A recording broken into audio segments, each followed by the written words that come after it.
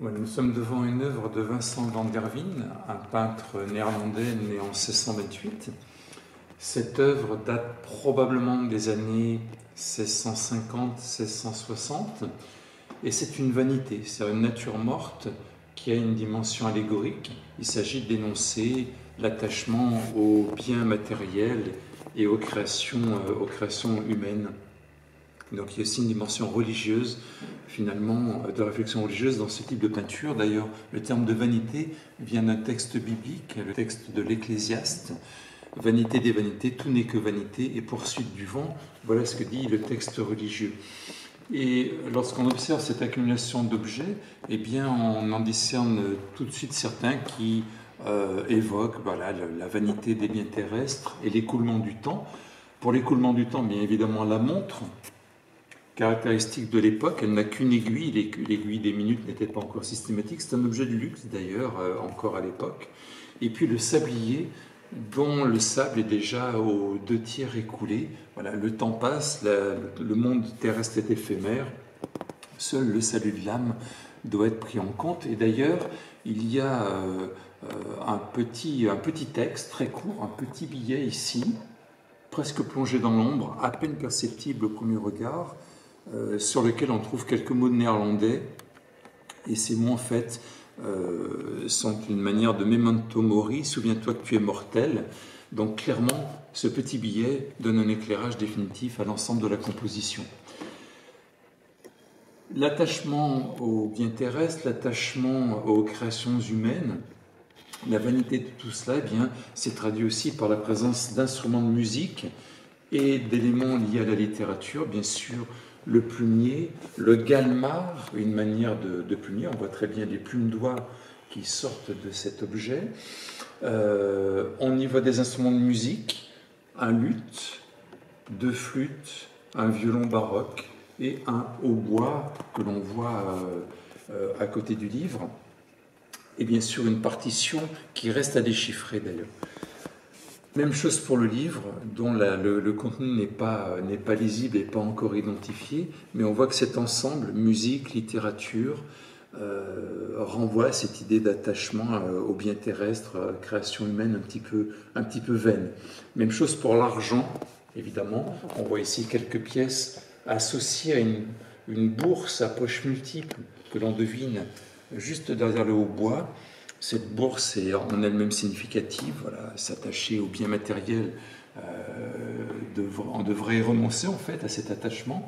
Et puis c'est souvent, bien avant même Van der Wijn, cette bourse à poches multiples est aussi un symbole sexuel masculin qu'on peut peut-être mettre en rapport avec les coquillages que l'on voit au premier plan. Ils sont là pour rappeler bien sûr les voyages au long cours des marins et des marchands hollandais. Mais dans l'histoire de la peinture, le coquillage est depuis toute éternité un symbole du sexe féminin. Donc ce rapprochement entre cette bourse et ces coquillages disent clairement aussi la condamnation des plaisirs terrestres. Concernant ce commerce et la maîtrise des mers par les Hollandais au XVIIe siècle, eh bien, il faut évoquer les objets du sommet de la composition, un globe terrestre sur lequel on discerne assez clairement les côtes africaines, la Corne de l'Afrique, le golfe d'Aden et la péninsule arabique, peut-être tout à fait à gauche les côtes occidentales et complètement à droite l'évocation déjà de l'Orient. On sait bien sûr que grâce au contournement de l'Afrique, les nations occidentales eh bien, vont pouvoir conquérir les mers et il y aura une lutte comme ça intestine entre la Hollande, la France, l'Angleterre pour la domination de ces routes commerciales vers le Nouveau Monde, mais encore, bien sûr, vers le monde ancien, vers les Indes orientales. On sait, entre autres, que les Hollandais ont longtemps été pratiquement les seuls négociants à pouvoir faire du commerce avec le Japon. Et ces luttes très très importantes au XVIIe siècle conduiront à des guerres anglo-néerlandaises à partir des années 1652, puis à des guerres avec la France à la fin du XVIIe siècle.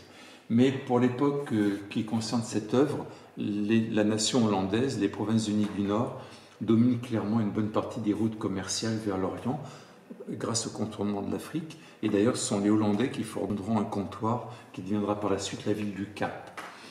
Sur ce globe, un objet assez étonnant pour l'œil contemporain, une manière de règle en bois à branches multiples, c'est ce qu'on appelle un bâton de Jacob, une arbalèstrille. C'est en fait l'ancêtre du sextant. C'est donc un objet qui permet de définir la latitude en visant un astre et l'horizon, par exemple. Évidemment, maîtriser les routes commerciales, les routes de navigation, c'est maîtriser aussi les objets qui permettent cette navigation.